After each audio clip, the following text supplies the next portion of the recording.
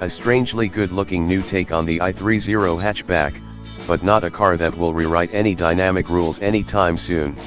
Styling tweaks are impressive, however, and no one could argue with the specification, quality, value, or packaging of the i30 Fastback.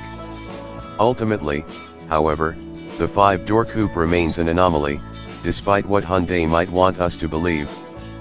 5-door coupes don't tend to appeal to vast audiences in the UK. Some would say for good reason, as they seem provide the answer to a question that no one is terribly interested in asking. But Hyundai believes it has come up with a fresh take on the genre with this, the new i30 Fastback. It's based unashamedly on the i30 hatchback, and this particular version is powered by Hyundai's 1.4-liter, 4-cylinder turbo petrol engine with 138 bhp and 242 Nm.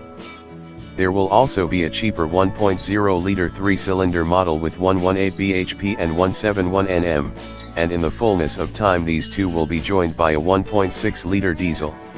Visually, the Fastback differs from the regular 5-door in a number of ways. There are minor tweaks to the front and sides, but a major rethink of the final third gives the car a much more rakish appearance without losing out on boot space.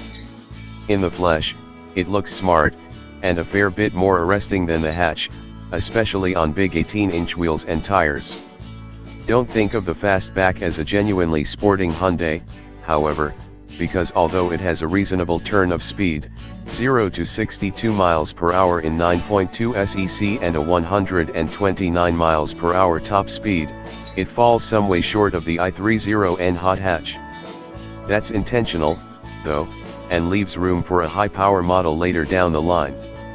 Beneath the skin, Hyundai has made a series of small but significant tweaks to the running gear to provide the Fastback with a unique driving experience.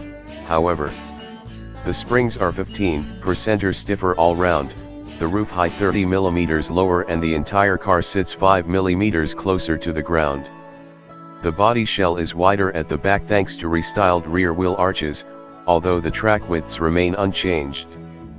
The gearbox in the car we tried was the 6-speed manual, but there will also be a 7-speed DCT option. The former works well enough, with clean shifts up and down the ratios, while the engine displays little lag or noise, with plenty of thrust from around 2,000 RPM onwards. It's an effective engine, rather than a brilliant one, however. The same goes for the chassis, steering and brakes. The Fastback handles and rides neatly, tidily, comfortably, and has absolutely no vices up its sleeve on or near the limit. But at the same time it never really touches on brilliance in any area.